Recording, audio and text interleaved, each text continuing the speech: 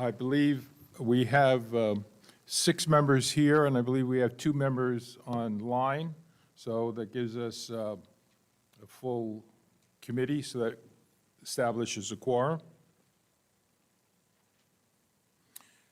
Well, I wasn't here, but Tim was here, so he could probably do it. Do we have an approval to accept the minutes from the last meeting you had on April 2nd? Okay.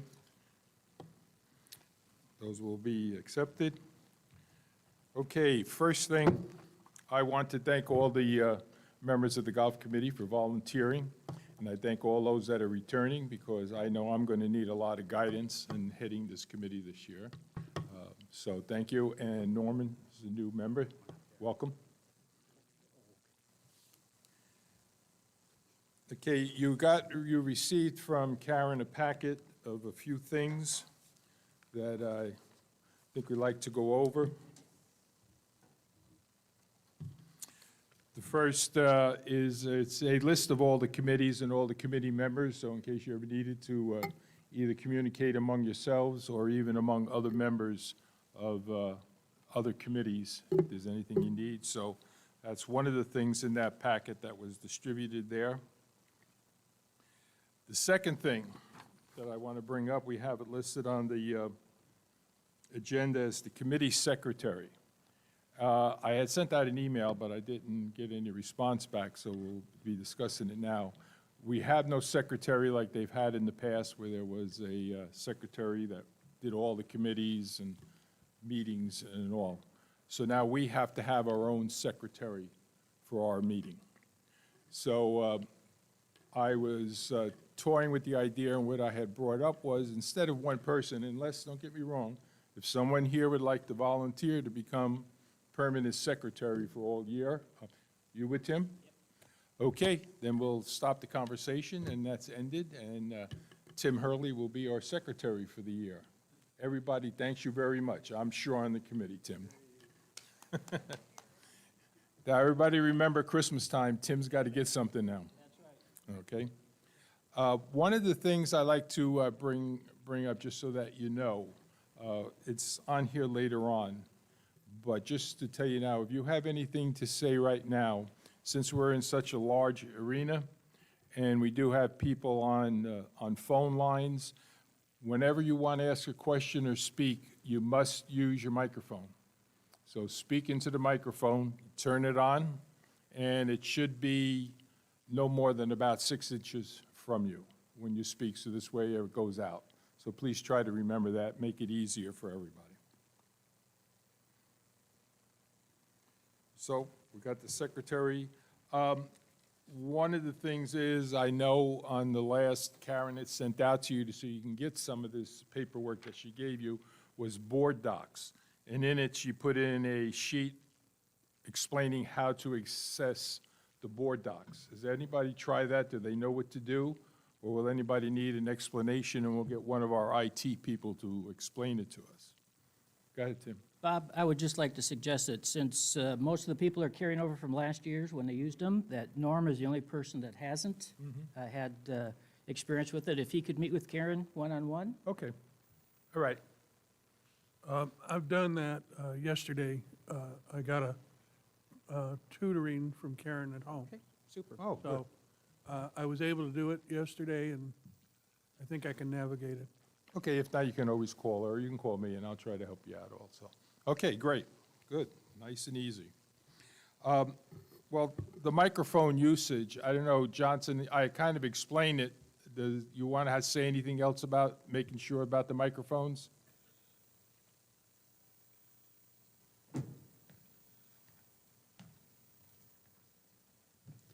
Hello, I'm Johnson. Just be mindful to turn them on and off, and avoid tapping on the table if you can. If you need to make a point, just emphasize it with your words. Any other questions, let me know. Okay, thank you, Johnson. Okay, let's go into staff reports so we can see what's happening and where we're going to have to go for this year. First, I'm going to have Pat O'Hara, who's going to give his report. Actually, there's 2 people from golf operations that are going to give their report.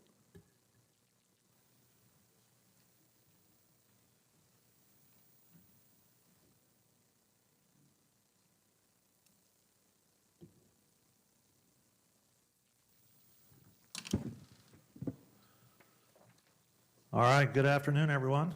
Hope everybody's staying healthy.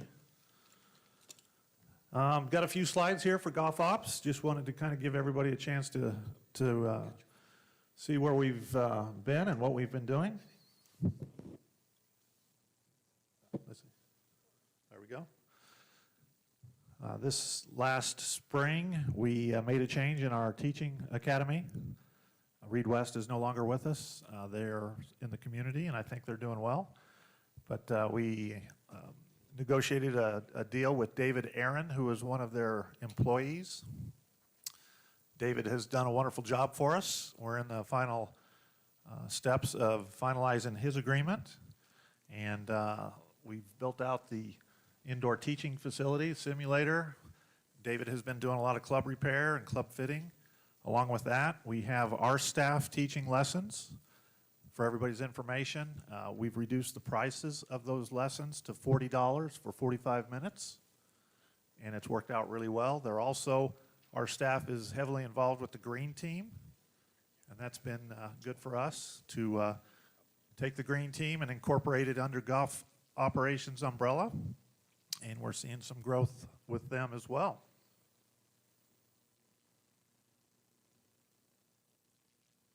Earlier in the year, I'll step back a little bit. About 3 or 4 years ago, we were always having problems with lost and found clubs. When somebody lost a club, they'd go back to the course where they thought they lost it, and sometimes they would find it, other times they wouldn't. And one of the challenges was if somebody found that golf club, they would turn it in the next day or the next time they played, and typically it was at a different golf course. So about 4 or 5 years ago, we had all of our lost and found clubs collected and sent over to Golf Ops. In that time, we collected over 560 clubs. And as they were kind of breeding up there in the closet, we said we need to get this streamed or thinned out, and we put on a sale. So we had a couple days where we advertised, if you did lose a club in the last few years, come see us. And we were able to reconnect the golfer and the club for about 40 people. And then the rest we sold. And they went anywhere from $5 to $10, $15. And you can see at Pebble Brook, this is the clubs. A little over 600 or 500 clubs. And this is where we were selling them, and we were able to raise $550 for Meals on Wheels that stayed in the Sun City West community. So just to let everybody know, if you do lose a club, it will be turned into the golf course, wherever it's turned in. They'll keep it for a week or so, and then it makes its way over to Golf Ops. September 1st, we celebrated Women's Golf Day. We've done this last 2 or 3 years. It's been a pretty good success. We're trying to encourage women playing golf, and it's not just the clubs, it's anybody that plays on that particular day. September 1st, it was a Tuesday.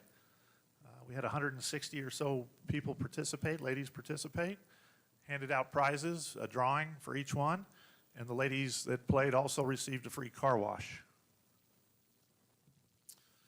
Here, you probably can't read it, but it's a schedule of events that we've put together with all the funny rules that we're playing by right now. We've streamlined this, and we did so because a lot of our events were shotguns or had food and beverage components to it.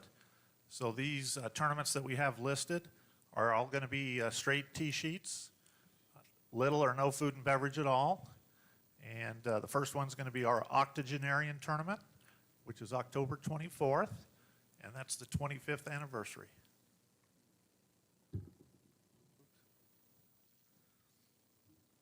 I'm sure Bill will get into this a little bit later, but starting Monday, the 14th, we relaxed some of our COVID rules.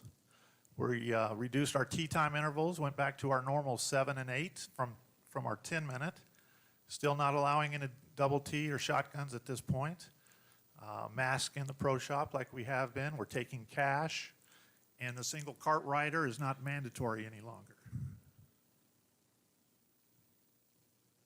Keeping us busy this month is hiring of all of our temporary part-time staff. That's call center, PAs. That's the majority of it. We're going to end up hiring about 15 to 20 people, and looking for both of those to come back online mid-October. All right, up here's a financial report. Some people were asking how we're doing with all the challenges that we have with golf. Surprising, July and August, we've been up about 25% in revenue each month. And that's with the heat, single tee, 10-minute intervals. And when I say 25%, that's green fees and cart fees. We've had a decline obviously in our food and beverage and our merchandise, but it wasn't as significant as we thought it was going to be. And I'm sure Pete will talk about that a little bit more here shortly. But from a green fee and cart fee standpoint, it's been a pretty good couple months regardless.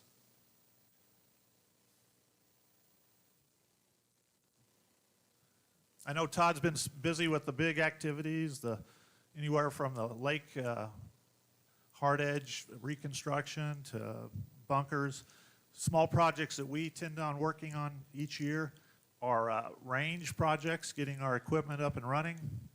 We end up replacing the A-frames that are actually the apparatus for the ball pickers, the ball picking cart itself. This year we actually put in some mailboxes, believe it or not, at 5 of our 7 golf courses. 2 golf courses were the only ones that had mailboxes, which was Pebble, Brook, and Grandview. And that's really not a big deal if you think about it.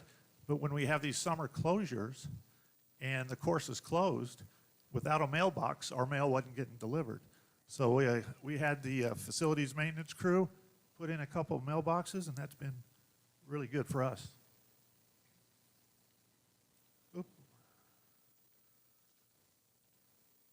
And that's all I have for right now, but I do have Linda Plastis here, and we've just released a portal, a new web portal.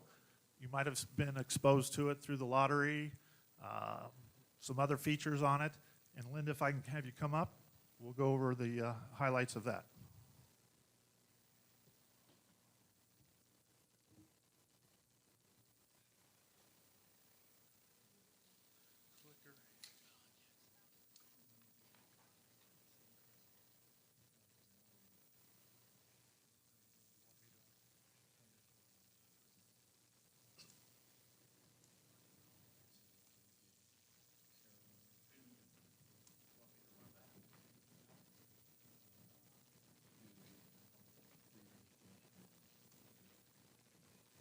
Okay, do I have a mic on all right for everybody?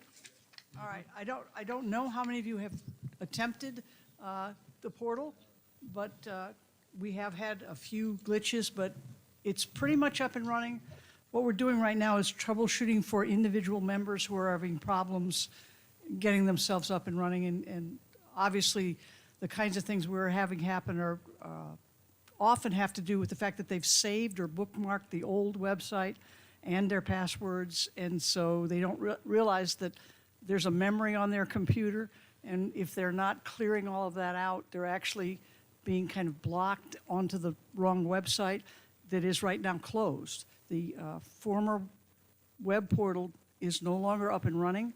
It has been closed down. You cannot access it, but if you go in under the scwtotallegolf.com, which was the correct URL, it is not linking yet to the new one, so we've kind of had to troubleshoot for people how to get in there correctly.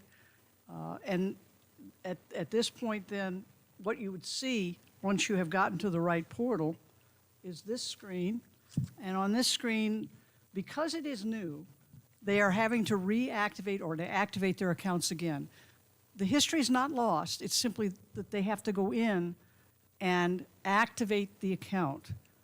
And obviously, we'll also have people coming in for the first time, but it actually all starts from the same place. So the first screen they see is the screen you're looking at right here. And we've tried to be as clear as we can about what needs to be done.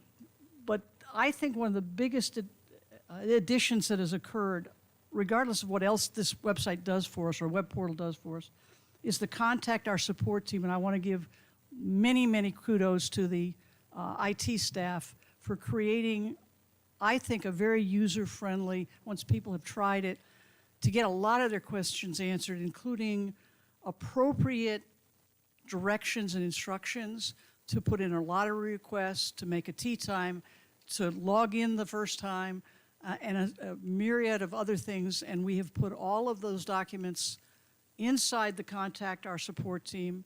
They are also available on the website. There are links to all of those documents there as well, both on the golf page and on the main suncitywest.com page. So we've tried to link everything in as many places as we can think that people might come in at. And all of it is consistent. It is all pointing to exactly the same document everywhere. So we don't have maintenance problems of what might be showing in one place and showing in another. As I said, I don't know how many of you have tried this, so I don't know how much detail you want. But I'm going to just kind of quickly go through some things with you, and then you can let me know what you'd like to see more of, and we'll just try to respond to your questions.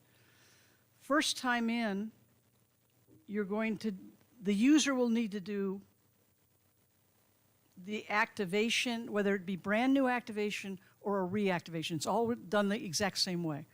So the message at the top just says all members and public card holders, anybody with a number in the system is what that amounts to, have to activate their account again, their web account. And so that's all done through the new account activation button. So those are all the people that we have in our database, if you will. And what they will get, and this is something we've been troubleshooting with people to try to walk them through if they don't see the logic to it. Basically, what they're doing is they're putting in their member number,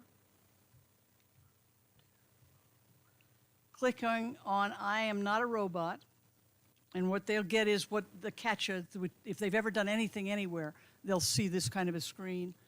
You pick out the appropriate pictures, which I'm not sure I can do, looking at them on the little screen, but we'll try. Anybody see any other bicycles? Verify, and if it's done correct, you get a check mark. Again, if you've ever done any of this before, you've seen it. And you then click on Send Activation. I'm not going to complete this because it's going to give me an error message because this is my account and it's already activated. On the Send Activation, you will then get a screen. Well, we'll go ahead and send it and see if it gives me the next screen. The message they'll get if they've got everything is connected correctly, they've got an email on file, etc. They'll get the message that says, before you can log in, you must activate the account. Now, that basically is sending you back to your email, your inbox. And what you will get is an email with a link in it, which is what you click on to put in a password. And basically, you're going to put the password in twice, which is typical for any creation of a password. It has to be 7 characters or more, no special characters needed. And once you click on Change Password at that point, it will send you immediate response that it has now been activated. Very simple from that standpoint. And at that point, you would go back to the main screen. And in this little middle section now, between the black box and the login, is a place for you to put your member number,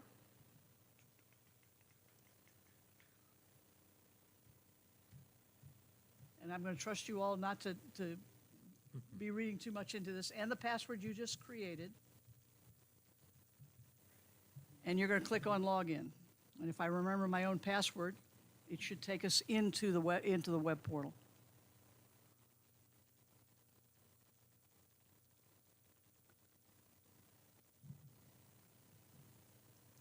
And this is the screen every member will see. The only difference between this screen and the screen that is seen by public players is that they will not have as many options. If you notice across the top, there's a member tee time, and again, we'll go through any of these you want to look at in more detail. Member tee, that's how you make a tee time. Members can make a tee time 6 days in advance, directly onto the tee sheet. Lottery is a 2-week window they can enter a lottery request. The lottery is actually run 1 week ahead of the booking date. So today is Thursday at 4 o'clock today. The lottery will run, and those who are awarded tee times will appear on next Thursday's tee sheet, and they get emails confirming what their tee times are. If for some reason they don't get a tea time, they also get an email saying, we were unable to give you a tea time, usually based on what their parameters were, we're not big enough, or they weren't lucky enough to be early in the lottery draw, and it was not possible to give them a tea time. We do call those people immediately after the lottery's run and try to service their needs for tea times through a phone call. So those are followed up. New on this web portal is the events section, which I think is going to have a lot of uses later on. It'll give them a quick look at not just golf events, but events for programs, library events, trips, any kinds of things will be showing in the events updates. And there's a more complete list if you click on events up above. Lessons and clinics is our new way of booking lessons and clinics that Pat referred to, basically. The golf lab, all of our PGA instructors and their schedules are available. This is all done through something called U-Schedule, which is a separate program that's linked within our portal.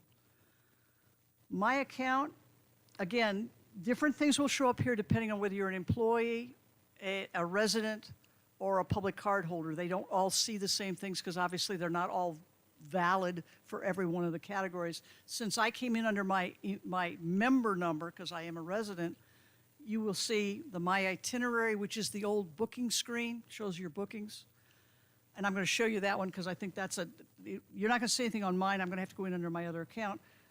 That My Itinerary is going to show any kind of bookings you have, and in the future that would mean trips, concerts, whatever would be in there once we have all of that up and running. The My Statements, obviously if you're a resident, that's going to show you basically your dues classification and whether they're paid or not. My Transactions, I'm going to open that for just a second. Again, I have to go in under my employee number, which is how I do everything really here.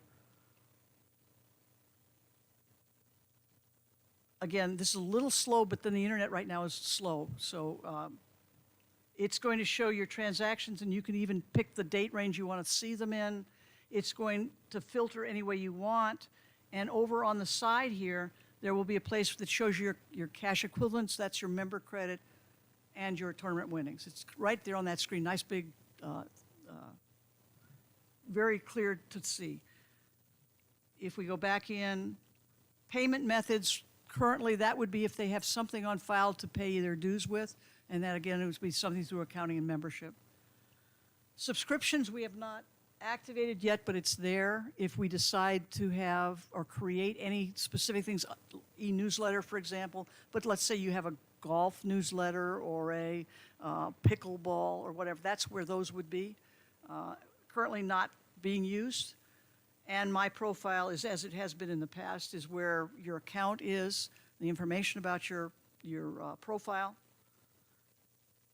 The only thing we are letting anybody touch is they can change the phone number. Everything else is grayed out. But it is a place for someone to go and see what email is sitting in there, and if it's not correct, they can contact membership to make sure it is corrected. The phone number, which turns out to be probably the thing that's wrong the most in our member profiles, when we have to try to call somebody to tell them something or inform them of something, we find, I think, somewhere between 10 and 20% of the phone numbers are incorrect, and they don't go through. So this will give one more place people can make that change, but again, that's the only one we've activated for now. The contact up here is the same thing as that FAQ. Again, it takes you back, and let me just kind of show you what that page looks like. This is the page where you can put in a support ticket, which is up in the corner here, where they can actually query directly. If they're having a problem, and I sent someone there today that I tried to talk through on the phone and we couldn't get it done on the phone, so I forwarded it to them putting in a request to the IT staff. The FAQs we're building as we go, but this is the location, for example, the very first one is detailed login instructions that walks them through step by step with screenshots. And let me just open one of those if you haven't seen them. We're trying to keep from printing a lot of these things and having it laying all over the place. because if it gets changed, then we have to figure out where it's laying, it's wrong, go pick up the old ones, create the new ones. These have been created to basically walk people through the steps, showing the screens they're using and what they're clicking on. And what we're discovering with most people, if they even have to look at it, that they're finding these complete enough that they can work their own way through it unless there's something wrong with their accounts, and those are the ones we're trying to address. So there's one of those kinds of documents for logging in initially. There's another one. Did I lose this? I did, didn't I? Where did I go, Pat?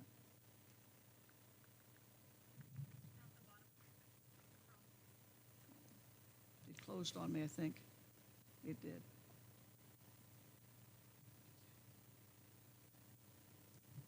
Woo.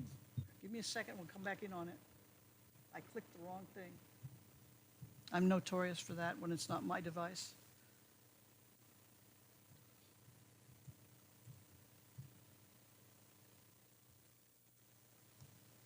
There it is.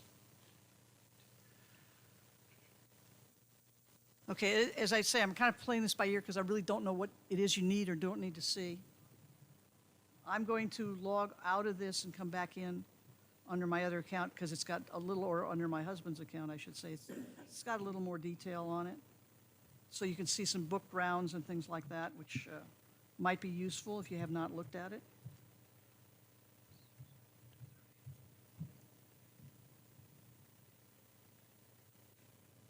Okay. For example, if we go in and look at my itineraries, just so you can see some actual data, this is one of the things that I think that this new portal does much, much better than the portal we were currently using. It not only lists tee times that are booked and on the tee sheets, but it also shows you every lottery request that's waiting to be booked, waiting to be run. So you can use these filters to look at just tee times or just requests. You can also look at past history. Now, this is a question that comes up with some people who have our golf cards, and they want to know how many rounds they've played. On the receipt that they get when they play a round, the number of rounds in the last 12 months is already indicated. But if they want more information, I had a gentleman last week that asked me if I could find for him where he played and when he played, which course, et cetera. And this kind of thing will do that for you, and then they can go in and actually count rounds or look at how often they played where or what days of the week they were playing. So you can actually go by going into past and choosing the time range you want. You can see all the rounds that you played.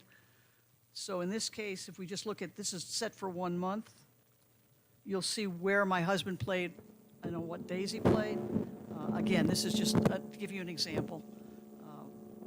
In addition to that, these little drop-down arrows, the problem we had before on these devices when people were using phones versus iPads versus tablets versus desktops is this didn't display as well as you might like it to, especially things like some of those platforms didn't show you who you're playing with. This one is really beautifully done because it's big, it shows you the name of the players, it tells you, in this case, these are past history, you can see they're checked in. And so you can look at any and all of this. Let me go back to upcoming. And if I go down to, let me go to a request, just so you can see how this works. If a lottery request is already in place, this is now only going to be requests for a week from this Monday. If you click on the down arrow, you'll get a list of everybody who's in that booking, that request. And there's a little button in here that says, and it even tells you which courses you requested, which is a lot more information than you were getting even from an email. The email only listed the primary course and as a desired time. This is going to be a lot more information. If you click on Manage, you actually see the original lottery request in total, which tells you not only what your earliest time was, what your latest time was, which courses in order were your preferences, and it shows every one of the people in the request. Now, I'm right now writing up a few more instructions about how you modify a request. You can As the booker, you can go in, you can cancel a player, you can replace a player, as long as you do it, I believe it's set now at 24 hours in advance of the actual lottery running. Again, a lot more capability on this portal than we had on the previous portal. Everything had to be done by calling golf courses and having a starter fix your problems for you. This is going to allow the user to do a lot more things for themselves. Okay? I've kind of am at a loss here as to what you'd like to see. Yeah, Tim. Linda, I understand that even the outside players that have the 71000 cards need to go through and redo Activate. this? Okay, I put in a lot of requests for Saturday. If they haven't updated their account, will they still be getting the emails? Yes. Yes. The only thing that, by not activating their account, is that they can't get into the portal to check anything. Oh, okay. Okay? Because it's really the whole member database is already there. So if you put somebody in, whether it be a member or a public player card holder, when you're making the booking or when you're making the request, it will fill them in correctly.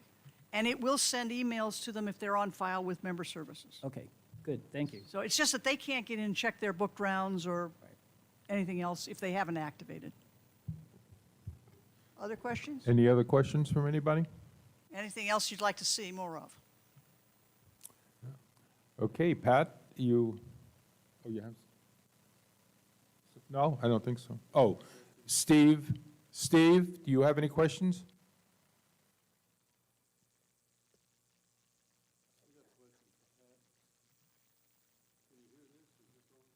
Oh, yeah, turn it on. There's a little light on. Then you should talk right into it. Talk right into it. Get a little closer to it. Pat, we have a question for you.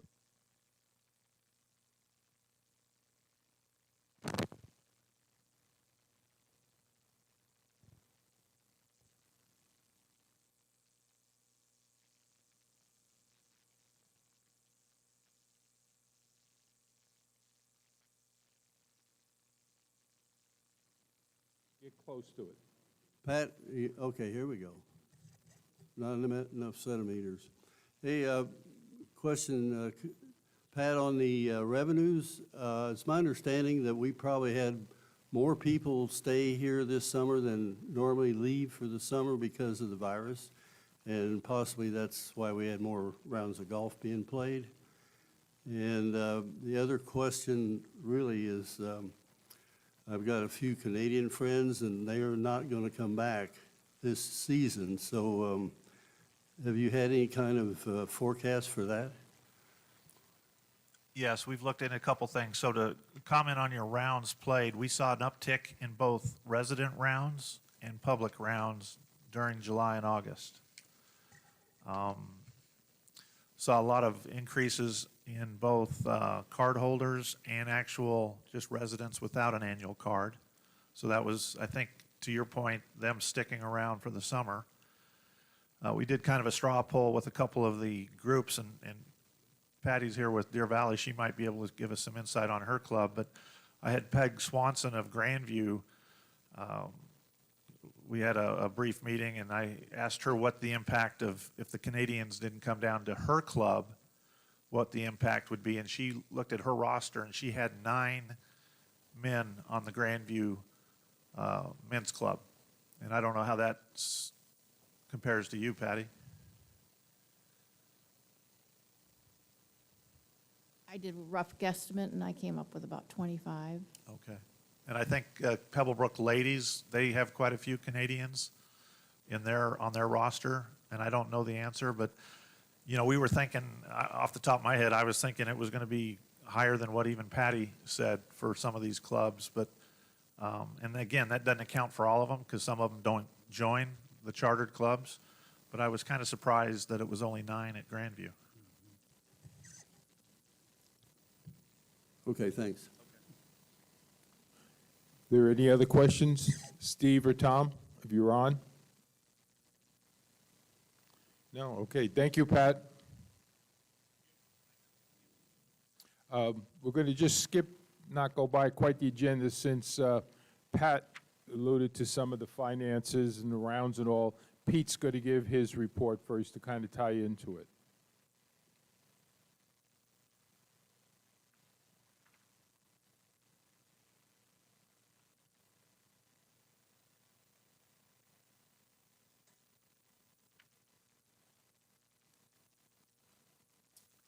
Thank you, thank you, Katie.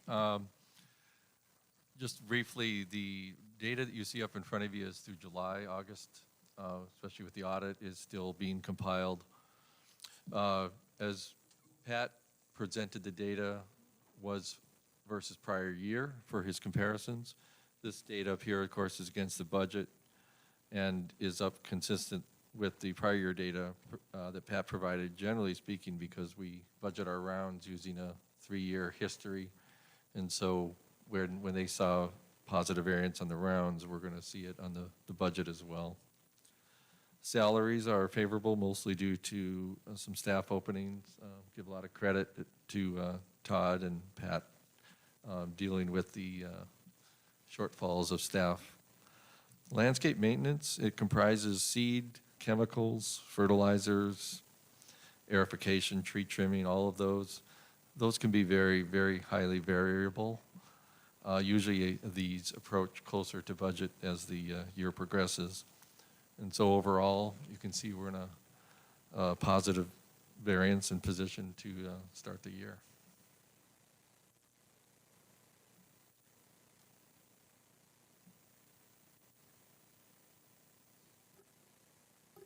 Okay, any questions of Pete?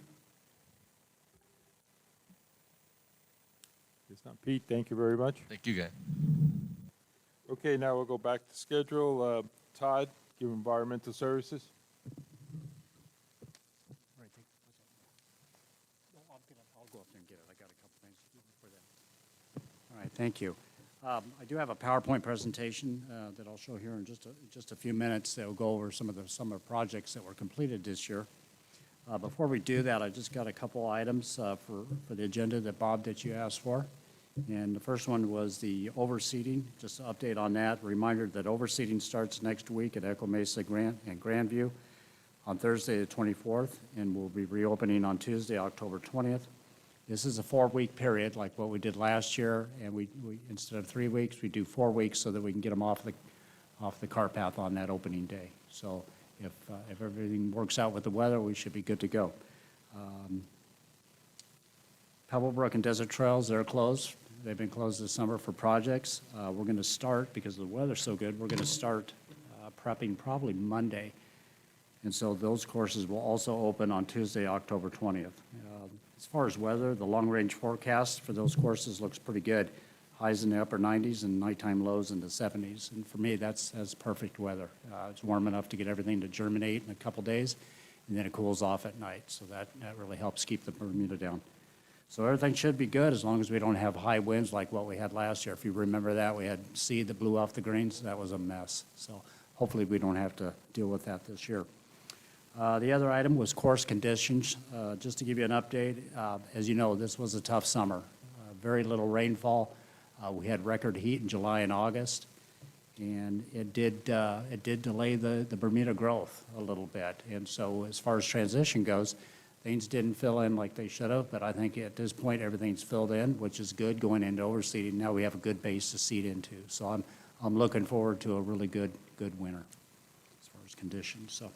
And then the other one was staff update. As of today, we're 19 full-time positions down. That's for all 7 golf courses. And so that's kind of where we've been all summer. We've been between 25 and 30% down all summer. There was one day that we were down to 2 people. It was a Wednesday morning.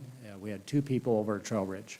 So we had to make a phone call up to Desert Trails and have them come down and mow greens, rake bunkers, and do course setup for us. So it's been a challenge, not only with the weather, but with the staffing shortage that we've had, so.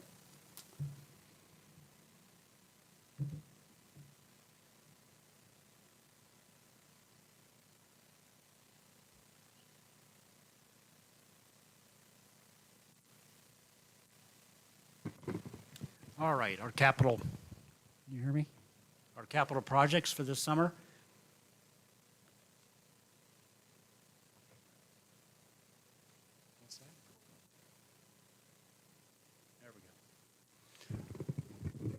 All right, we had the driving range tee leveling project over at Pebble Brook, shoreline repair on number 8 Green Complex at Pebble Brook, and then the big one, the shoreline repair at 10 and 18 also at Pebble Brook, and bunker renovation at Desert Trails.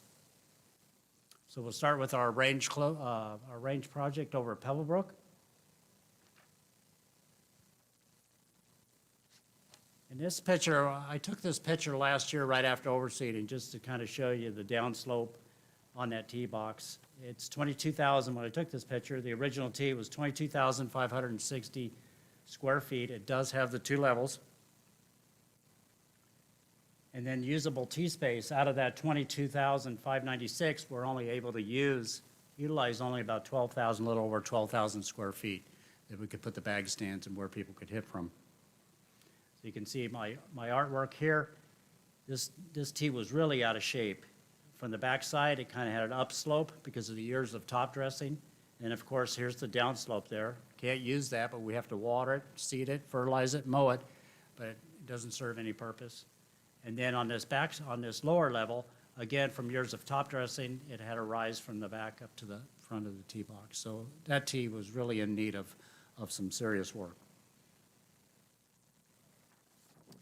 All right, so we came in and we stripped the sod, and then we pushed all the dirt material from the back out to the front. We generated quite a bit of material, enough that we could push that nose of the range tee out to about 12 feet, which worked out fine for that range at Pebble Brook because it's a deep range. So we can still put those the bag stands on the top part of that, on the front part of that tee, and not have any problems with getting balls out of the range. And you can see here we're doing some detail work and getting ready for the sod. And then we used the big roll sod. We had 70 rolls that came in. They're 400 square feet each for a total of 28,000 square feet. This is sod installation day. You can see the machine that they use, it's on a spool. They pick up that big roll sod, bring it out here and just roll it right out. So they put about 28,000 square feet down within 2 hours. So it goes pretty quick. This guy's got quite a system going on that. This picture is where we were removing the sod. We'd sprayed that with Roundup just to kill the Bermuda grass, get it nice and dry. And we came in with a sod cutter, getting rid of the sod before we pushed all that dirt out. You see that picture there? And this is how it is today. Our new range tee is 25,000 square feet.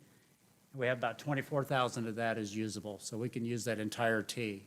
It's just that back portion and a little bit on the sides that we're not going to be able to use as far as putting bag stands out there. So big improvement, and we're going to see that this winter. I know last winter with that tee, by the end of December, first part of January, it was hard pressed to find any good grass to put the bag stands and have the members hitting from. So I don't think we're going to have that problem this year. We're always going to have good grass year-round. So I'm excited about that one. And then just how we compare or how the other range tees stack up now that we've completed all of them. You can see there, Pebble Brook to 23,000, Stardust, Grandview. Echo Mesa is one of our smaller tees at 18,000 square feet. And keep in mind, this is all usable tee space on there. Deer Valley, that one that we did last year, 24,000, and then Trail Ridge, 21,000. So it's right up there with some of the big ones.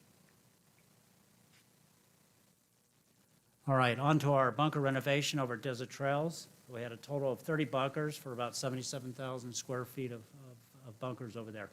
We put in new sand and drainage. In fact, we put in 3,500 tons of new bunker sand and installed 1,200 feet of drain tile throughout the bottom of the bunkers. We did shaping and contouring. And then we put down 53,000 square feet of new 328 sod. And we just finished that project about noon yesterday, so we're good to go. We did all the green side bunkers first because we're going to be overseeding around those. And then we went out and did the fairway bunkers. And that'll give those time to knit in and get established.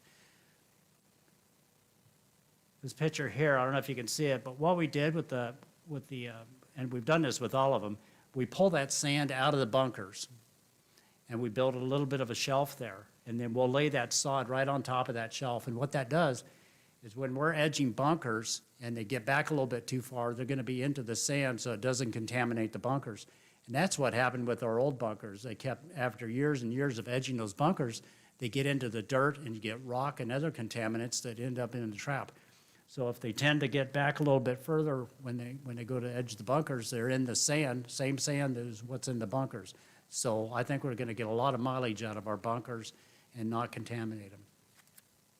So the goal was to improve playability and reduce maintenance, and this was an in-house project, and we estimated that we saved about $138,000 by doing it in-house instead of having some contractor come in and do that for us. So, and we've done all of our bunkers in-house. So it was a challenge this year. The average age of our worker up there at Desert Trail is 6 years old.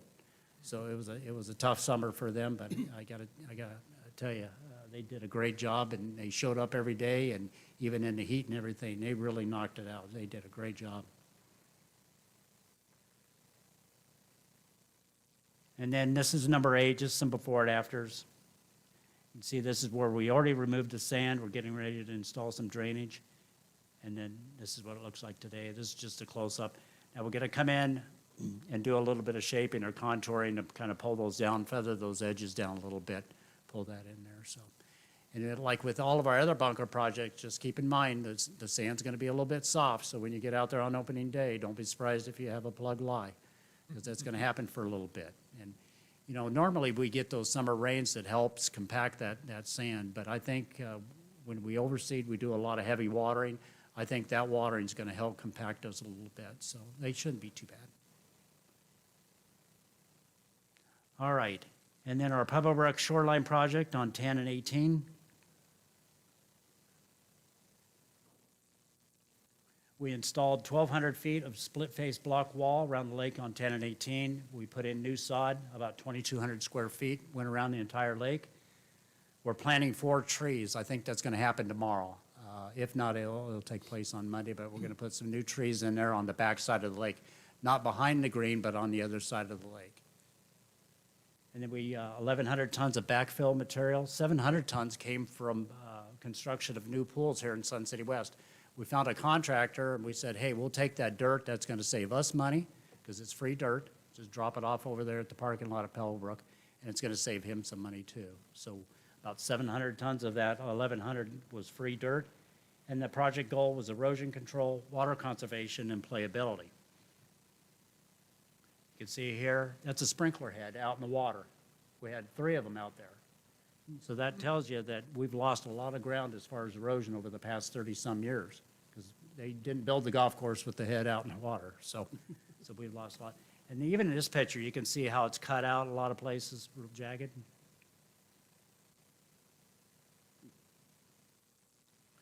And this is just a picture of when we're putting up the new block wall.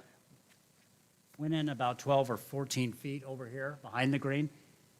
In some areas, it was probably around 10, 12 feet around the entire lake. And that's just restoring the lake back to its original contour.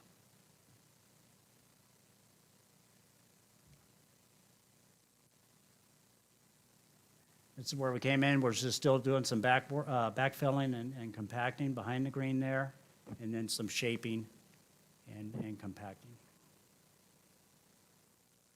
And that's before and after. Remember this picture? You can see the shoreline, the erosion there.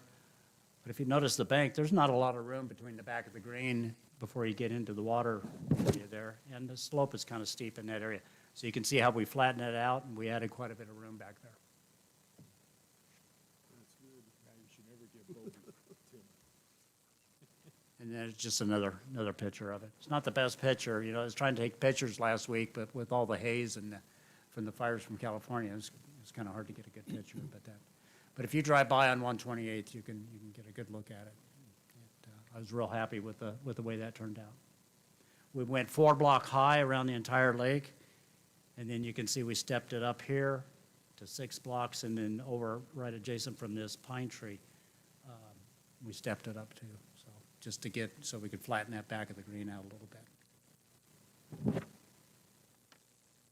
And then the shoreline over on number 8, Green Complex at Pebble Brook, you can see this was in need of some serious help. Some of the blocks had shifted.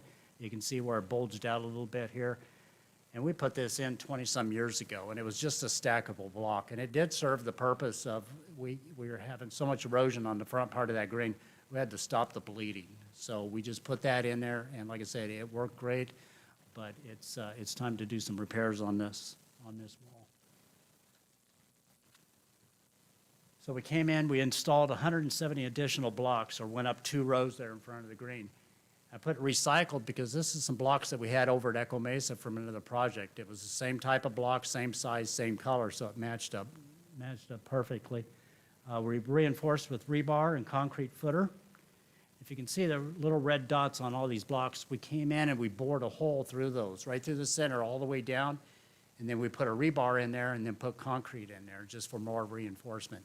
So with that, and then the concrete that we poured out in front of on the footer and out in front, that's going to give it enough stabilization that I don't think we're going to have any more problems with that block kind of shifting on us.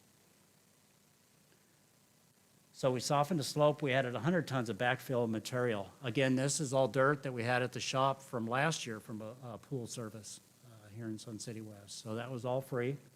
See, we're doing some shaping and moving it around a little bit. So we softened that, and then we all installed about 6,300 square feet of new sod on that. You can see this is all ready. We got it all compacted and all shaped out the way we wanted it, and then we came in and sodded it, and here's your new wall over on number 8. Not quite as dramatic as the one on 18, but I think it looks pretty good. So I would be surprised if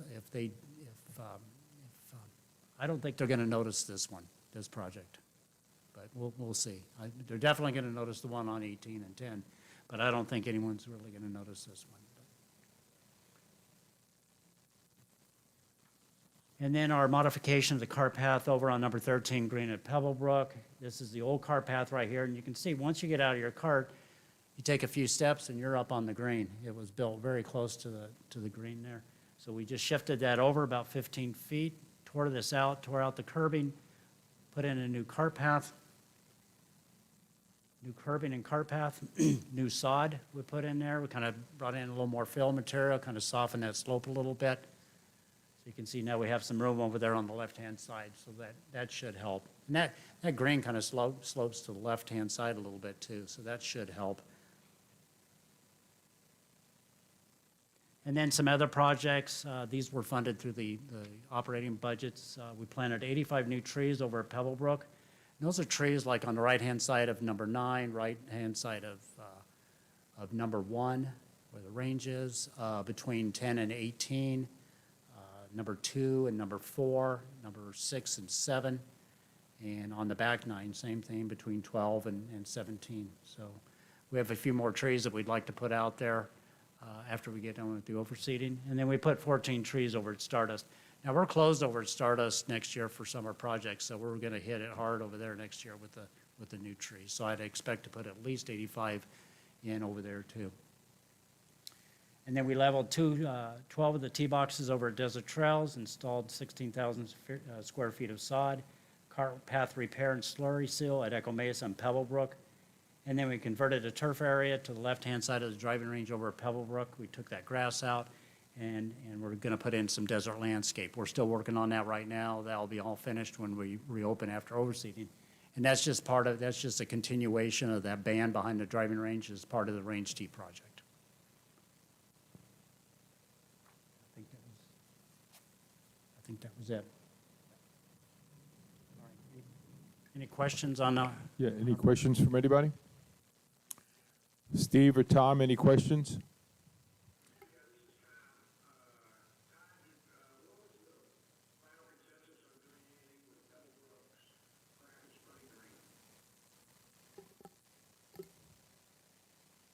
The project that we talked about for the putting green over at Pebble Brook, we were going to level that out a little bit to kind of take some of that slope. We just had so much going on that we decided that's in the budget. The money, it's funded, but we're going to do that next April. We needed to get, we need to start that early because it is going to be a growing situation over there that we want that to fill in and get established before going into overseeding. So that project will be done. And again, I don't have the exact date, but we're going to start that in April of next year. And we won't have to close the golf course or anything. And I'm looking at maybe converting that chipping green over on the other side, and we enlarged that a little bit, converting that over to a putting green or using that as a putting green while we'll do that project over on the regulation green. Okay, thank you. Okay, no other questions? Okay, Todd, thank you. Okay, thank you. Before I have Bill go start, I just want to bring up, I had a discussion with Todd, and then even with Tim, where Todd especially wanted the committee to go out and see the course, all the renovations in person and all. Plus, we want to set up some inspection dates, I guess, for the other courses to see. I'd like to leave it that I'll get together with Todd to see if I can set up some dates.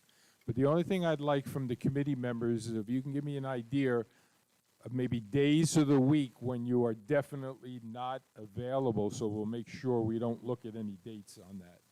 Norm, do you have any special day of the week? You mean days I'm not available? No, not necessarily a date right now, just a day of the week. Like Monday you may be playing and you can't do it or something like that. Well, yeah, Mondays are hard for me, and Friday morning. Okay. Jeff, you have any special day? Tuesdays and Thursdays are best. They're no good for you? Oh, they're good. Okay, so just Tuesdays and Thursdays are good ones. Okay. Patty? Thursday still works. Okay. Tim? I know you got a difficult one, Tim. No, Tuesday and Thursday, but Tuesday is Ladies' Day, so Thursday is the best for me. Just a reminder, Thursdays during overseating, we'll have Men's Day. So, Dave? As far as the bad days, Monday and Thursday are bad for me. Okay. All the others okay. Steve?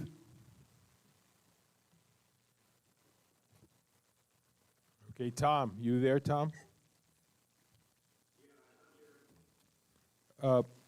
What I was asking is there any special day of the week when you maybe not be available to do some inspections, taking a drive through the courses to see them?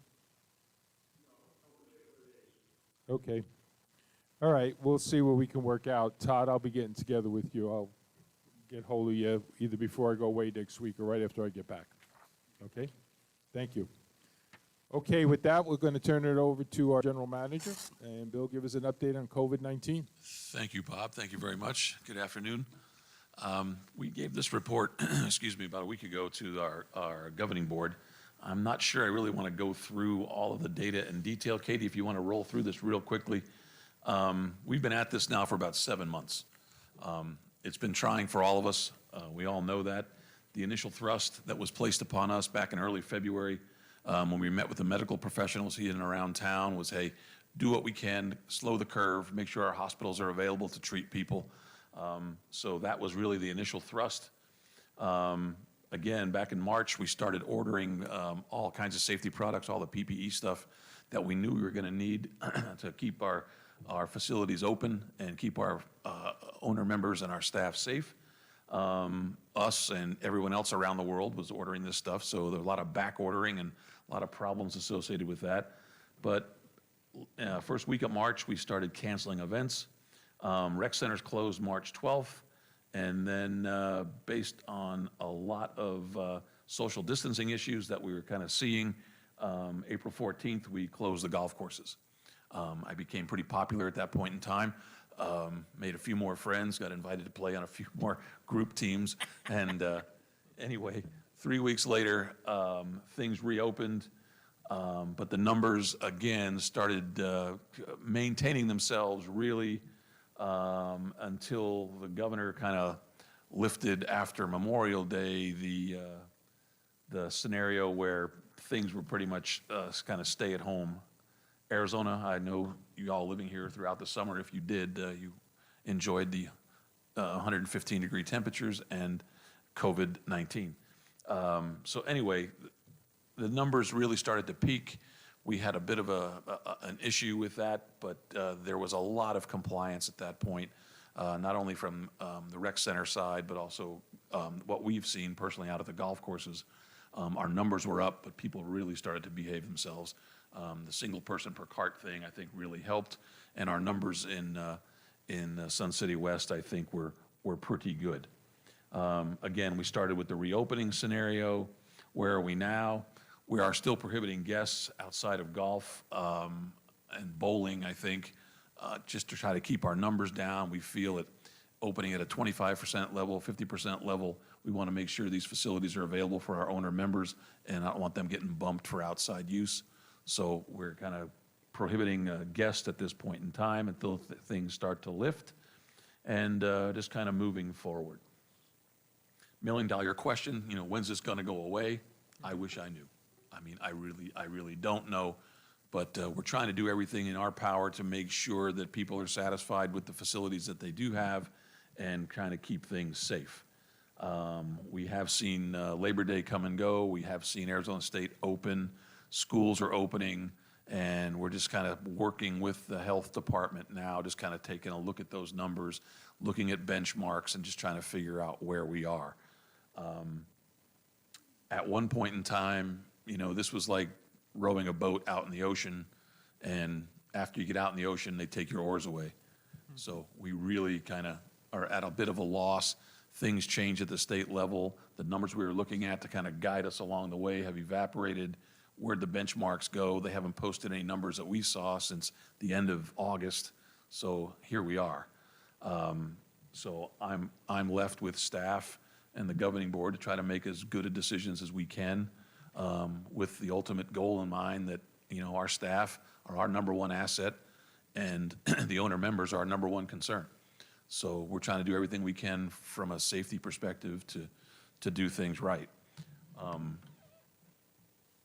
Patty's out of the room, so I can talk badly about him. But I just want to tell you, when I first got hired here, there were two things that really concerned me when I applied for the job. A, groundwater in Arizona is like gold. And where's your water coming from? And you got 7 golf courses to worry about. I have managed golf courses in the state of Arizona and the state of Idaho.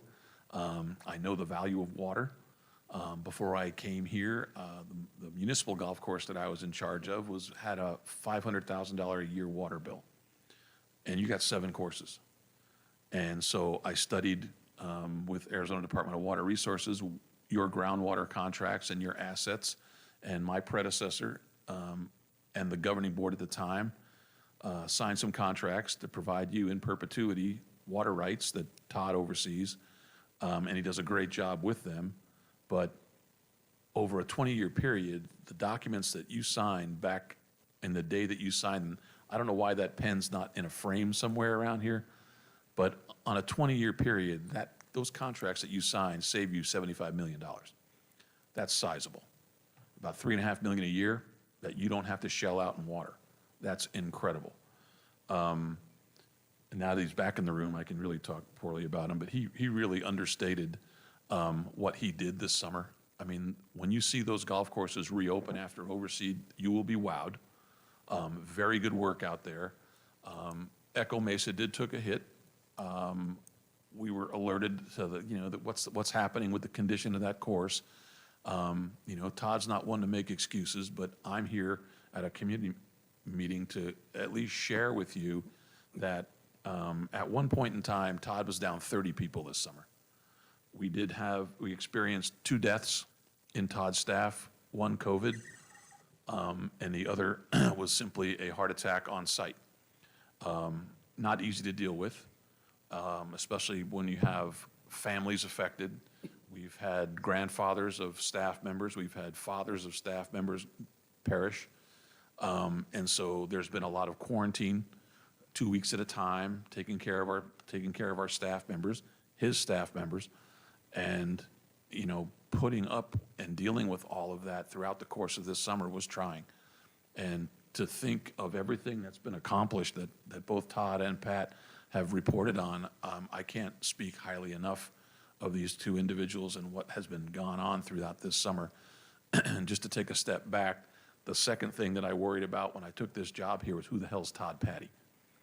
And as a superintendent of golf, I couldn't be happier really, knowing him and knowing what he knows or thinking I know what he knows, but really having him on our team and working on these 7 golf courses that we manage and maintain is a true wonder. He's terrific. And so to finish the COVID report, I mean, here we are. I can't tell you where we're going. Things are opening up a bit. We have not jumped to the shotgun starts yet. That is coming. Believe we're waiting for overseed, wait for the weather, wait for some more people to come in here. Pat's doing as best he can with the tee sheets. I would like to, and it really doesn't fall under COVID or not, but I really would like to have maybe the board, Bob, form potentially a subcommittee to help look at the current policy that we have when it comes to tee sheet management and look at how we're dealing with group play, and if there is a way to see what we can do to enhance that for everyone. That is the biggest puzzle we have. Thank you. Any questions of Bill? Yeah, could you frame that question a little more, please? On the tee sheet, Yeah. well, there's a policy that exists that lands on my shoulder that basically says, I'm sorry, I got to borrow some eyes, that the administrative of the golf tee time reservation system is a process of great importance to the Sun City West golfing community. The system is intended to facilitate and expedite equitable distribution and availability of times. Okay? And I think that's one thing that hits everybody hard, right? As far as they want to all play, they want to play at their particular times that they like, and there's just a lot to do when it comes to that. The general manager will develop a system to monitor the utilization of golf tee time reservation system and will periodically present analysis to the governing board and the committee. And I think from my perspective, I'd like to tackle that. If there is anything that I really get kind of, I wouldn't say inundated, but I get a fair share of email and phone calls from people that want to deal with, well, with COVID, it's when are we going to shotgun? When can we switch tees? When can we do double tees and that kind of thing? But it also has to do with when we do have course closures and we have, 60 some odd groups that we're trying to satisfy as far as group play, as well as 19 chartered clubs, chartered groups that need to have access to the golf courses as well. And then how do you deal in an equitable way when it comes to anybody new buying a home here, thinking they just found paradise, in which they did, but then when they try to find a tee time, they can't get on. And so the equitability factor there, I would like to just be able to sit down with the committee and just try to formulate something that we can carry forward that's good. Well, last year, we developed a lot of information, a lot of data, numbers around just how many tee times are available during the prime season and the prime time. We'd be glad to share that with everybody. Yeah, that'd be good. Thank you, Tim. Any other questions from any committee members? You want to add to that, Pat, at all? Anything that you're kind of, No, I think you hit it on the head. I think it's the equitable component that we're trying to do. From a resident standpoint, everybody pays the same member dues, and we're just trying to make sure that those that want to play golf have a chance to play golf. Okay, yeah, we'll try to set that up. Thank you, Bill. Okay, let's move on. I'm not going to move on to new business. I don't know why we have this listed on here right now. Staff recommendations for golf rate changes, golf cart changes. I think that's a little too early for that, but that's something we'll be looking at, I'm sure, over the next couple of months. The review of golf policies, I know I had a conversation with Tim. I know last year this committee started looking at them, started trying to do some work on it. Then, of course, COVID hit. A lot of our committees couldn't meet anymore, so there was a big problem with that. So I think this year we're going to really try to get into it. So I'm going to ask the committee members over the next month before our next meeting if you can look at those golf policies. You go into board docs, under policies, under golf. And also, you can look under, if you want to get a better idea of what exactly the golf committee is. So what is it, C03, right, Tim? Is that what it is? Yeah, I believe it's, right, policy C03 that lays out what the golf committee does. I'll ask you over the next month, start reviewing it, start making your notes. If you see anything that you think has to be changed or should be changed, over the next 2 months, we're going to probably try to look at that so we can recommend to the board any changes that we want to do. Okay, are there any outstanding issues, I guess, from last year? I wasn't here, but everybody was, that they think we have to bring up and pursue a little bit more? I'd like to make a comment about the review of golf policies. I think we should add one. Okay, which one? Currently, or before this year, I've been doing the Deer Valley, I've been the Deer Valley monitor since 2013, and we've always had course closures, and we've always had overseeding. And every time, you ask another club if you can come and visit them. So for the first 4 or 5 years, we would always go to Pebble Brook when we were shut down, or Pebble Brook would come to us if they were shut down. Grandview would go to Trail Ridge would go to Grandview. And that would work with the women and the men's clubs, probably with the executive and the regulation courses. Now I'm finding out that the Pebblebrook women have been playing at Deer Valley, and if what I hear is correct, they went to ask Trail Ridge, can we play? Yes.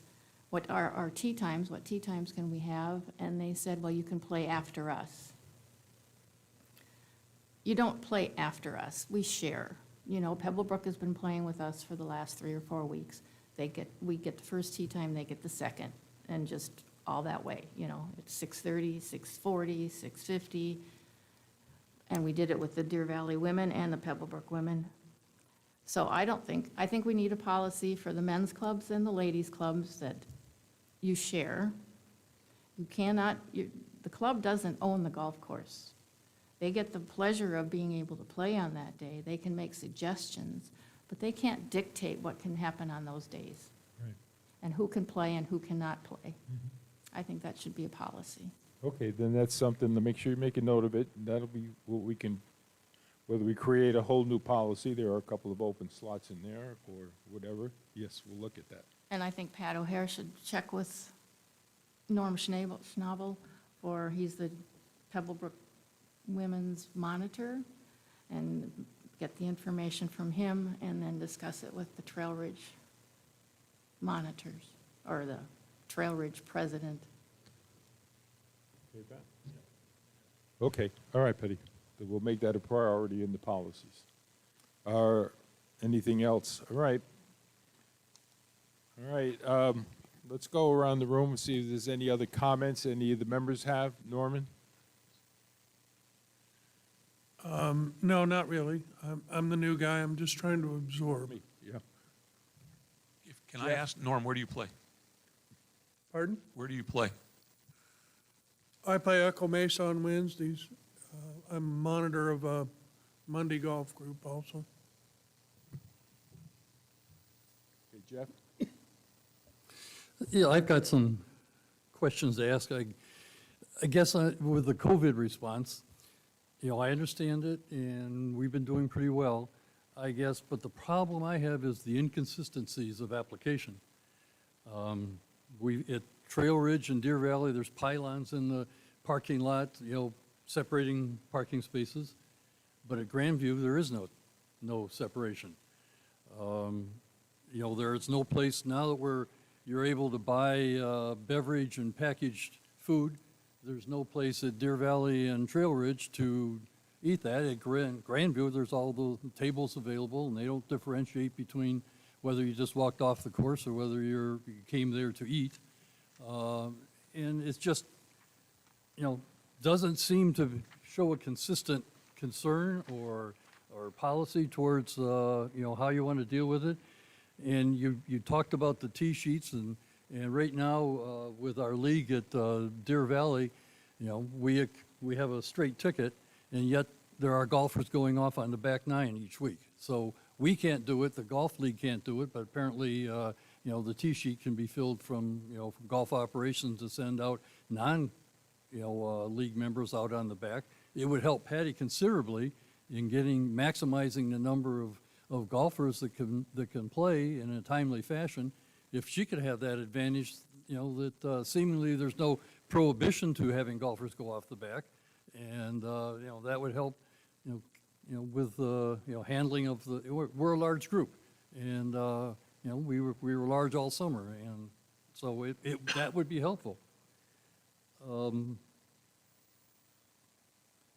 know, and Patty touched on, you know, the fact of the sharing, and, you know, it's difficult for Patty to deal with the fact that, you know, Pebble Brook and Deer Valley are the largest, you know, leagues or groups, so, you know, she has her hands full to be able to accommodate that and share the golf course. You know, so it'd be nice if you know, to have a couple of tables out at Trail Ridge and Grandview. No one is concerned apparently of people touching the range ball machine or the ice machine, you know, so, you know, tables and with a bottle of sanitizer, you know, people can make their own decisions. They're doing it now at Grandview, so I mean, why not let people have the same decisions at Trail Ridge and Deer Valley?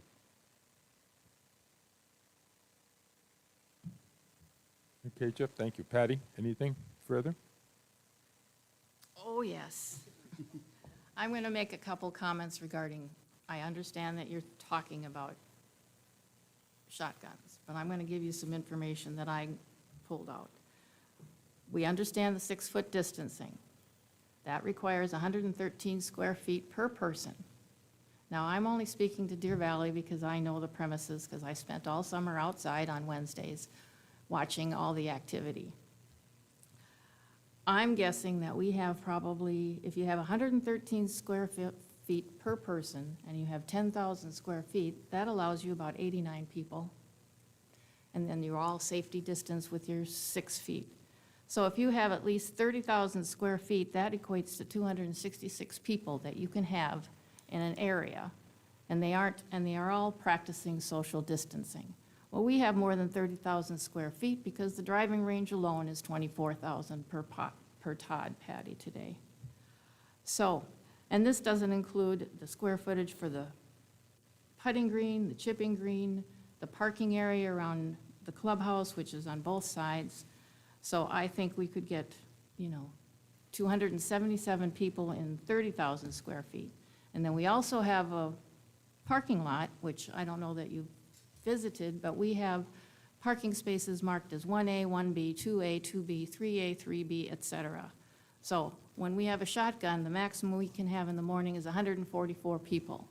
Normally, on average, we average about 110 to 120 in the morning.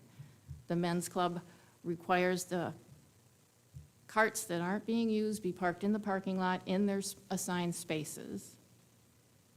The average, we can get 144 in the afternoon and 144 in the morning. The afternoon, of course, our average is about 135.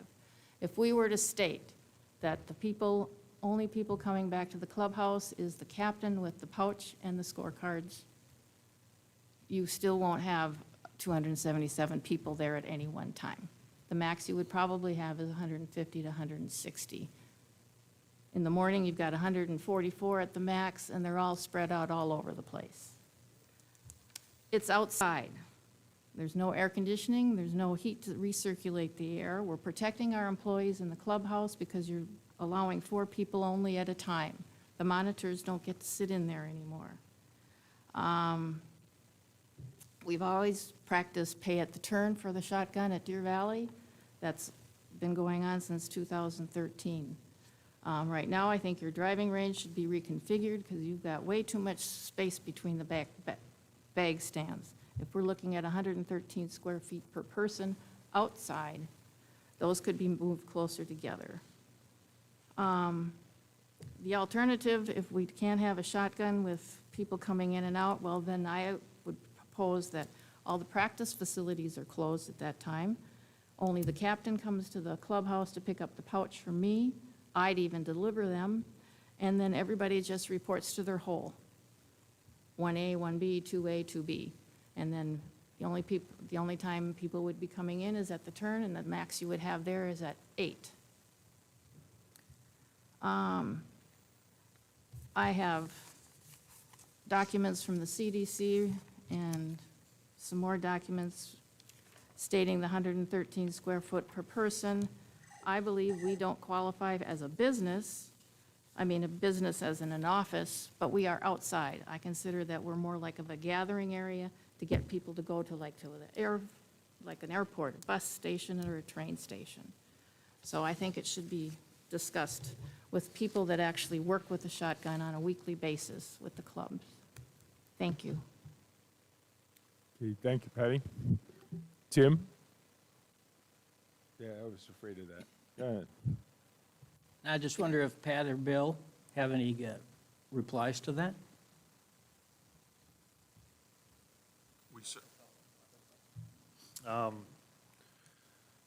As Bill mentioned earlier, the two things that we've always tried to stress is protect the employees and protect the residents.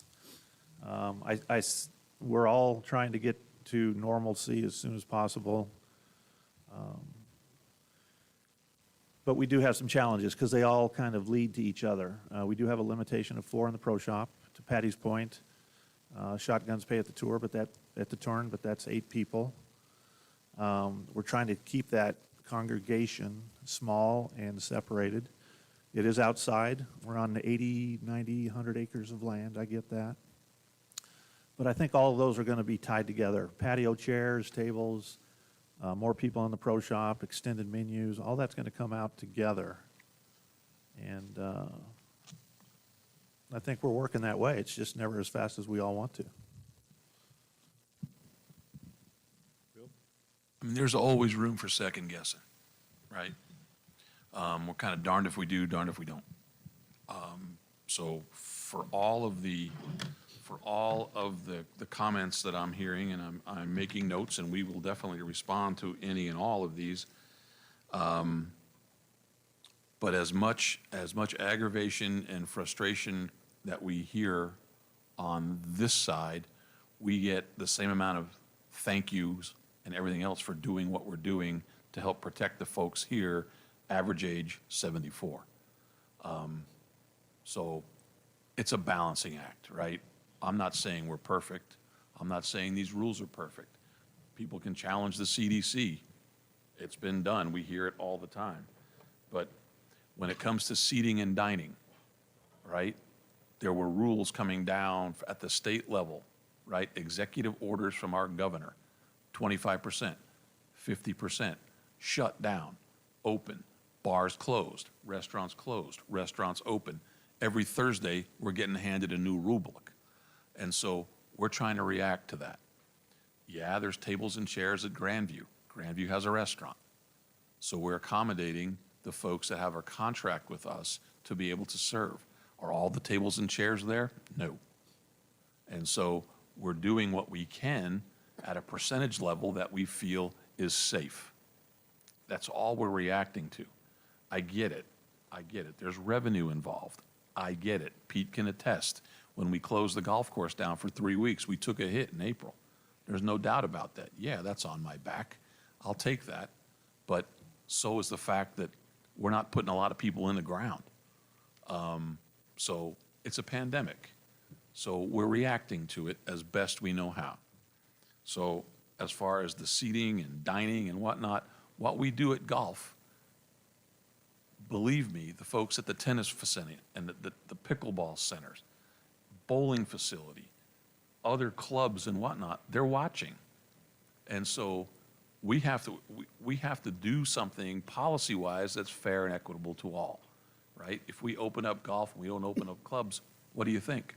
Why not? Let everybody go hang out at the Clay Club and do whatever they want to do? No, there's spacing issues involved. We're trying to make sure we're safe. And so you can find fault with it. I get that, but we're trying to take as much as we are educated on this subject. We're dealing with the health professionals. We're looking at hospital numbers. We're doing everything the governor's telling us to do. But again, like I said, the rules change every Thursday. So, it's tough. You're swinging at a moving target. Front nine, back nine, Pat's going to have to address that. I'm not in the clubhouses, so I don't know specifically what's going on as far as Deer Valley and people going off on the front nine. You can nail on that one. Concessions, same thing. I mean, if we got tables and chairs out there, they're mobile. if you think people behave the way you say they're going to behave and everybody will do the right thing, that's questionable. We wouldn't have protests. We wouldn't have broken windows and people looting places if everybody did the right thing. That don't happen.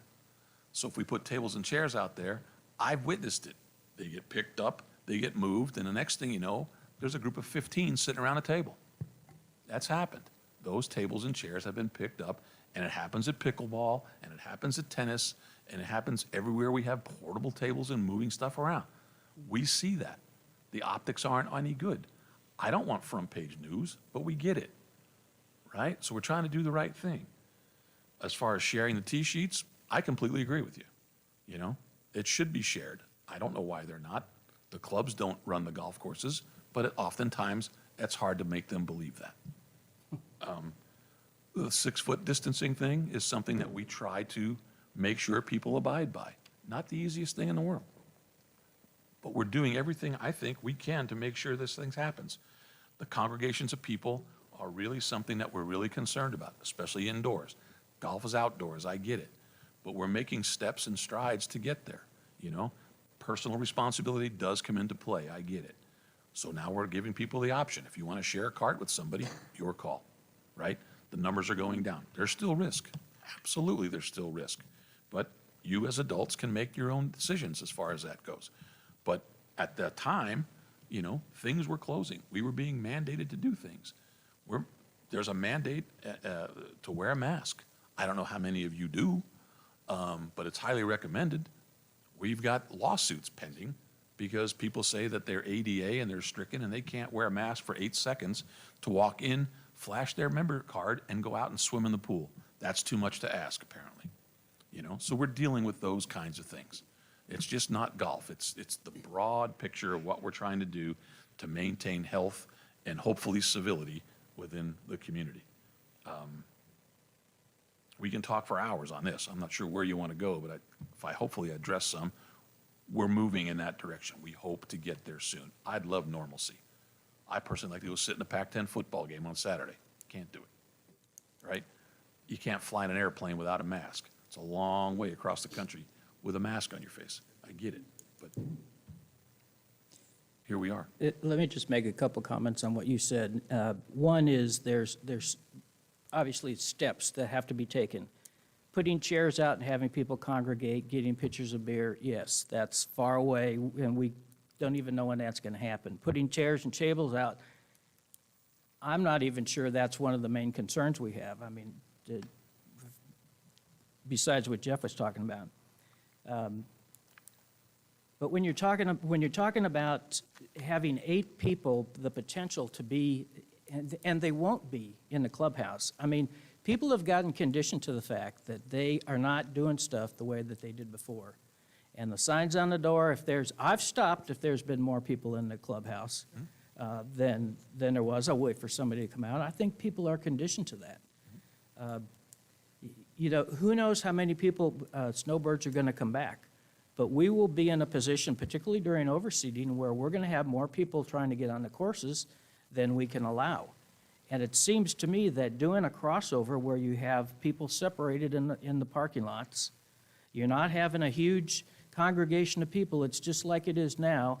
And I forget who it was, but somebody was saying that we do have people going off both tees right now. You've got the straight sheet for 18-hole players, and you've got 9-hole players that are going off at the exact same time. And to me, there's no difference of doing that than doing a crossover tee sheet. Well, excuse me, Tim, the tee times are a little bit different. When we were at 10 minutes, they were staggered every 5. So that helped eliminate the congestion at the clubhouse, and it is 9-hole play. So when I looked at the numbers about it, because it was brought to my attention, the 2 or 3 weeks that I looked at it, it's 7 to 8 players. That's all it is. It's a twosome, a threesome, and a single. When we go off in the morning, the first things, particularly with group play on the weekends, on Friday, there's more than a couple of people that go off there. I'll look at the weekends, but on Wednesdays, it was 7 players. The fact that they're separated by 2 or 3 minutes, really, that makes a big difference? 5 minutes with the 10 minutes. Well, that's gone now, so it's going to be 2 or 3 minutes, right? Correct. So, But the numbers aren't there. It's not like it's 20 or 30 or 40 people. It's not that big of a deal. And again, it goes back to Once we get to a point where we feel like we can get 8, 10, 12 people in that clubhouse, absolutely. Absolutely. Let's start looking at double Ts. Absolutely. I'm sorry, but that isn't making any sense to me. We're only allowing 4 people in the clubhouse. They can only go in one door, and they're supposed to go out the other door. Everybody notices that there's 3 people in there, 4 people in there, they're not going into the clubhouse. I thought that changed. And I'm here on Wednesdays for the monitor. I police all 260 guys when they're playing. You know, if anybody decides, I don't care about chairs and tables at this point, I would monitor those also, no tables going together, being pushed together. And I would monitor the crossover, which I always did before anyway, keeping the guys separated, because they will have to wait for the first couple of times when they do make the crossover. And if we have a shotgun, I'm still out there walking around, and if I see anybody that's gathering in the, not their 6-foot social distancing, I'll call them on it. I am willing to babysit them I babysit them anyway on Wednesdays. But I'd be more than happy to police so they can have more people playing, and we don't have to bump so many people, because they're here to play golf, and it's outside. And I understand the restrictions, but, you know, Deer Valley's men's club is probably average age of 78. I've got 95-year-olds, I've got 88-year-olds. And do you think I want my guys to get sick?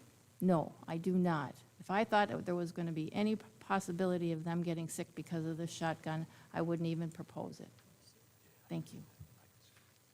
Just another comment is that if you're worried about optics, I'm more concerned about the optics of golf carts, you know, together in the parking lot, you know, having their beverage and chips or whatever, than having a controlled area where they can be, you know.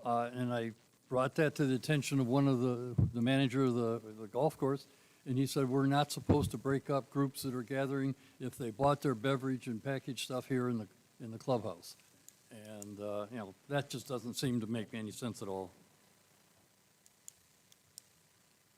So out of all the courses, you know, Pebble Brook or Deer Valley is probably the most conducive to work with a larger group. But the challenge is, you know, and we say this every once in a while, the greatest blessing of Sun City West is we got 7 golf courses. The biggest curse about Sun City West is we have 7 golf courses. Because what we do to one, we have to do to the others, or we at least should try to do to the other ones. So let's take Stardust, for example. One way in, one way out. Grandview, it's got 2 doors right next to each other. They're working out of a window, surely understand. But if Deer Valley happens to get a double T start, the other 6 golf courses or the other 4 are going to want it as well.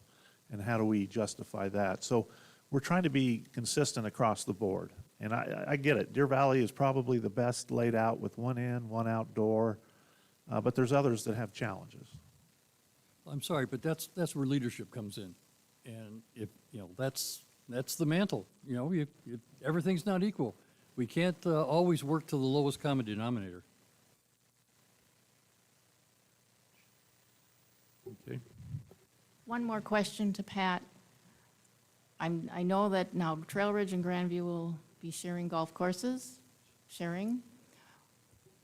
Grandview's closing, so Trail Ridge will play on September 30th, and then Trail Ridge will play on October 1st. So we're going to have basically 2 men's days on Wednesdays and Thursdays from now until November 14th. Right, I've got Grandview, Pebble Brook, and Trail Ridge, their schedule. I don't have Deer Valley, so. Well, Mike Brooks sent you an email requesting, since the other 3 courses are doing that, I guess we have to jump on the bandwagon and go along with it, so. Because I've got you set up, that would be with Grandview at Trail Ridge on that closure, the October 29th, November 5th, and November 12th. We were our schedule was with Pebble Brook. So when we closed down, we were going to go play Pebble Brook. Grandview and Trail Ridge are sharing. And Pebble Brook is going to be playing October 1st on Deer Valley, Deer Valley. So the next 3 weeks, they'll be playing there. October 8th, and then Trail Ridge will be playing at Pebble Brook, and we've got. Right, Pebble Brook opens up. Right. And then Deer Valley will be going to Pebble Brook on October 30th, or, all these dates are getting in my head. Yeah. But that Thursday, Deer Valley's going to Grandview October 15th is what I've got. well, then you haven't notified anybody at Deer Valley that that's the case, Okay. because Mike Brooks hasn't received an email, and if he did, he would have passed it along to me, so I would appreciate that. And have you mentioned it to the group play people that they won't be playing on October 1st? Well, we don't have group play scheduled. I mean, right, but I don't know that I think you should send out a email to those groups to let them know that Thursdays, there aren't going to be any tea times available except for after 12:30, 1 o'clock. Okay, yeah, be more than happy to do that. And I'll get with Mike on the schedule as well.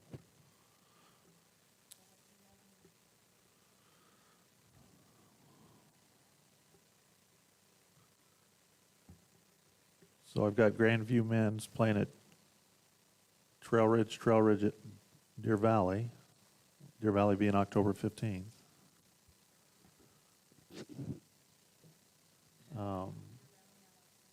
15th? So that's got to be a Thursday. All right, if you want to get that schedule, Patty, can you talk with Pat right after the meeting? Sure. Okay. Mr. Carnero, back when I was finishing my kind of COVID report and was asking for a subcommittee Right. assistance on this puzzle, Mm-hmm. this is what I'm talking about. Right. Because I think when it comes to Pebblebrook and Grandview, for instance, playing on Thursdays, am I correct? That request came from them, not us, right? So in us trying to accommodate them, go ahead, Tim, just a second. It came from them because when they asked the other club if they could play with them, they told them no. Okay. Okay. Excuse So me. much for the sharing concept, is that? Okay, that's, I had a question about that. Am I left to understand that there'll be no group play on Thursdays during the overseed altogether? Yeah, the lottery will be run, but we're putting the men's club that is in search of a home because their course is closed. I've got two of them electing to go to Thursday to play. So, but if the men's clubs are playing on Thursdays, Wednesdays and Thursdays. yeah, okay. What you're saying is there'll be no tee times available for group play? Early on morning tee Thursdays? times will be non-existent on that Thursday. Not even like afternoon or Sure. anything? Oh, yeah, they'll be available. Pardon? Afternoon or late morning, afternoon, they'll be available. they'll be available in the afternoon. Oh, okay. Should have some available on Wednesday afternoon, too. David, did you have anything? Yeah, I've got a couple of financial questions. As a member of the golf committee, people find out that's what I'm a member of, and I get these questions. Sometimes I can field them myself, and I've got a couple that I cannot field, so I brought them here to this committee. This is an email I received from a golfer.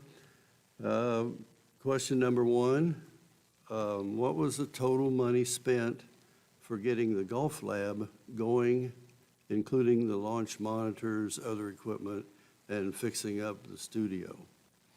That was the first question. Second question, in a way, is related, I guess. What was the total money taken in from lessons from startup until August 31? And I'm assuming startup is probably February when Reed West was canceled and Rec Center pros took over the lessons. And I looked in the budgets. I could find last year's and this year's. I don't see any, or maybe I'm looking in the wrong place, actually, just to see if there was money budgeted for the golf lab. And if there's revenue coming in from the lessons that are being given? I just couldn't find it. I don't know where that would be. Okay. We can get that for you.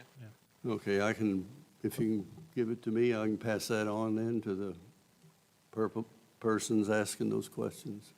We will have those questions answered, supplied to the committee. At the next meeting, whatever. We'll get you. Okay, thank you. Okay. Our other two members, Steve, do you have any questions? Comments? He may have left. Tom, do you have any questions or comments?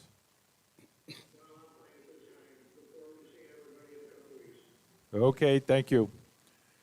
Okay, with that, guest comments, I know they'll be emailed in. If there are any, we'll try to answer them. Yes, there were, Bob. Bob? Yes, go ahead. Bob, good morning. I saw you down there. I'm trying to avoid you, but I saw you. Go ahead. I don't blame you. I'd avoid me. Yeah. Actually, there was only one from Ed Westell, and all three of them basically were more to the B&F committee and the golf committee. And so I sent him off to that one. He asked when the capital expenditure request for next fiscal year will be available.